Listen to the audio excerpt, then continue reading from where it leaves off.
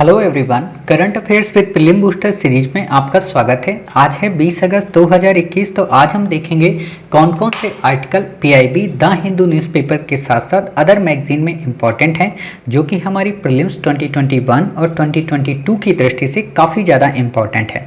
तो चलिए शुरू करते हैं। जैसा कि आप देख रहे हैं, आज ये 20 अगस्त 2021 है।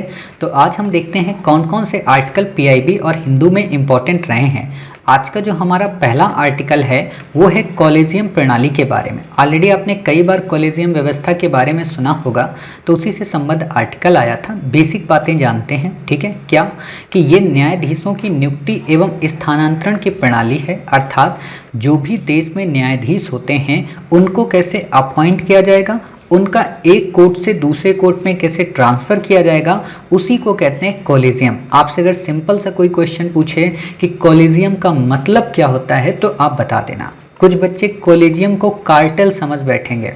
कार्टेल अलग चीज़ है। कार्टेल होता है ग्रुप ऑफ बिजनेसमैन या ग्रुप ऑफ स्टडी सर्कल, कोई भी ग्रुप हो, है ना, उसको बोलते हैं कार्टेल।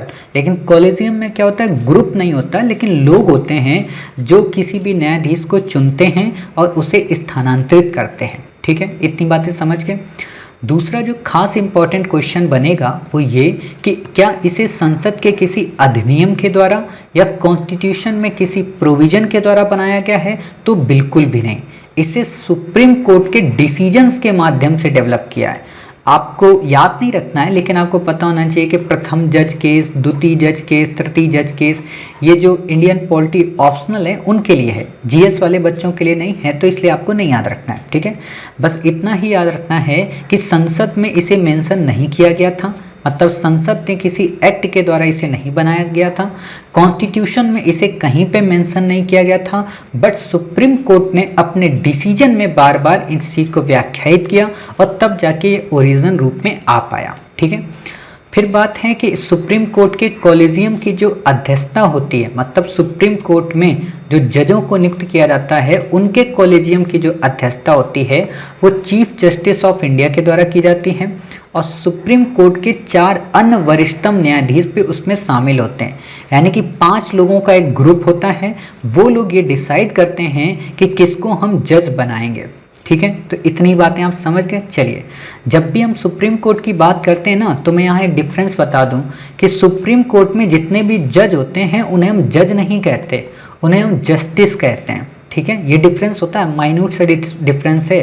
हाई कोर्ट में जो होते हैं उनको हम जज बुलाते हैं। ठीक है, तो आप ये कभी मत कह देना कि हाई कोर्ट का जस्टिस है। हाई कोर्ट में जस्टिस नहीं होते। ठीक है, मतलब न्याय होता है लेकिन नाम जस्टिस नहीं होता। ठीक है, हाई कोर्ट में भी सेम यही पैटर्न होता है कि वहाँ के जो मुख्य न्यायाधीश हैं और अन्य जो 4 वरिष्ठतम न्यायाधीश हैं वो आपस में मिलकर डिसाइड करते हैं कि किस व्यक्ति को हम यहाँ का जज बनाएंगे या किसको नहीं बनाएंगे। ठीक है, सरकार कॉलेजियम के निर्णयों और नामों पर आपत्तियाँ तो उठा सकती है, लेकिन अगर दोबारा कॉलेजियम द्वारा कोई रिकमेंडेशन भेज दी गई, कोई डिसीजन दे दिया गया, तो सरकार उसे मानने के लिए बाध्य है। अर्थात सिंपल सी बात समझो, जैसे आपने कई बार सुना होगा कि कॉलेजियम ने किसी को जज नियुक्त करने की बात कही, सरकार ने उसमें आपत्ति उठा दी कि भाई आप इसको कैसे जज बना सकते हो, इनको जज बनाना चाहिए था। ठीक है, तो सरकार की ये बात कॉलेजियम माने या ना माने, इस बात के लिए स्वच्छंद और स्वतंत्र है। लेकिन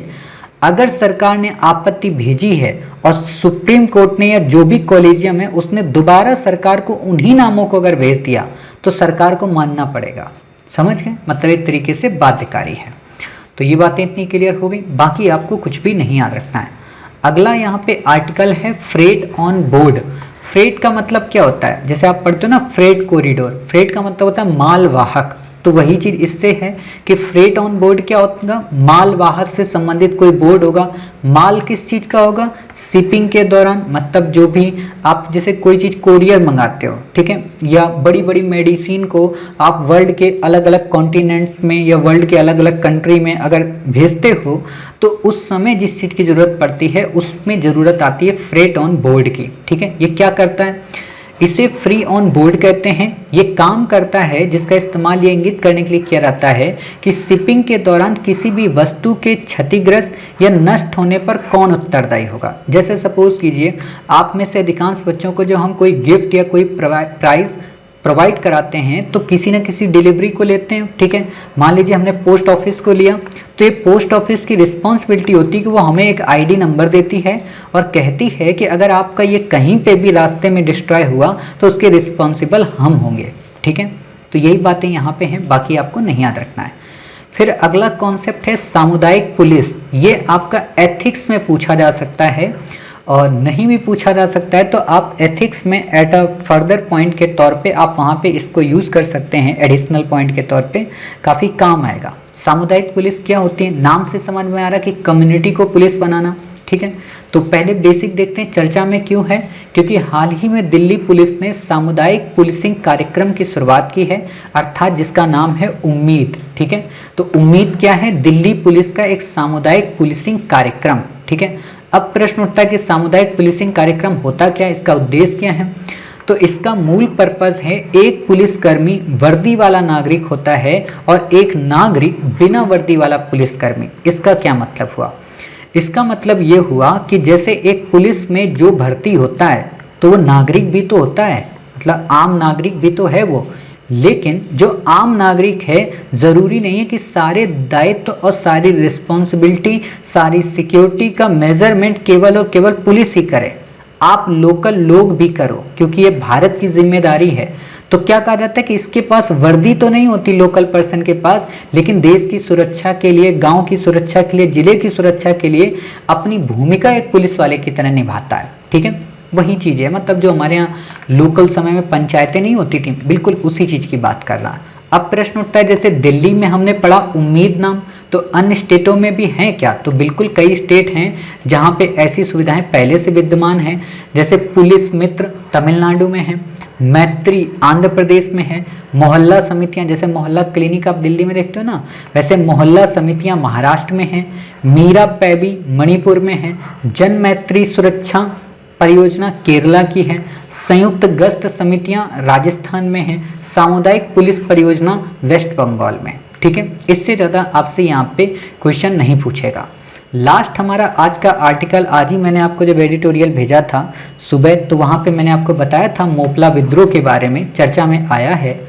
लेकिन हम इस आर्टिकल को पढ़ें इससे पहले एक बात और बता दें, एक से दो बातें। वो क्या, वो ये है कि आज से 2020 के समय, ठीक है, और 2019 के समय, इन दो टाइम पे भी ये आर्टिकल इम्पोर्टेंट रहा था। क्यों, क्योंकि ICHR आपको लिखना नहीं है, ना ही याद करना है, ठीक है। ये कुछ नहीं याद करना, मैं बस बता रहा हूँ ताकि यह कॉन्सेप्ट आपके दिमाग में क्लियर हो जाए, ठीक है। तो ICHR ने, यानी कि इंडियन काउंसिल हिस्टोरिकल रिसर्च संगठन ने ये डिसाइड करके बताया था कि मोपला विद्रोह का जो नेतृत्व कर रहे थे, आप उन्हें शहीद का दर्जा मत दें।